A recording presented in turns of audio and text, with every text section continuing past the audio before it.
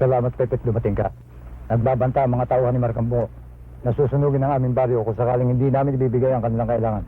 Tulungan mo kami, Pepe. Alam mo namang mahirap lang kami. Hindi namin kayang ibigay ang hinihingi nila. Ayaw naming matulog sa bahay ng Buena Vista, na ngayon ay walang nakatayo ni isang bahay. May nasaktan ba sa inyo? Wala, Pepe. Pero may dinlas lang mga babae. Nasaan sila?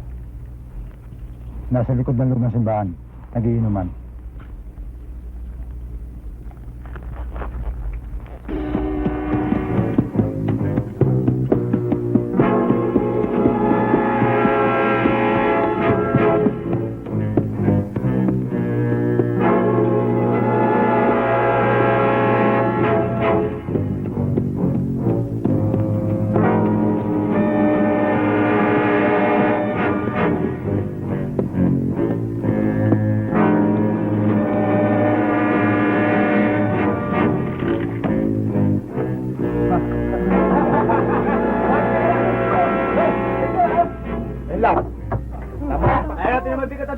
Maring magkagalang. Pero, ilalaga ha?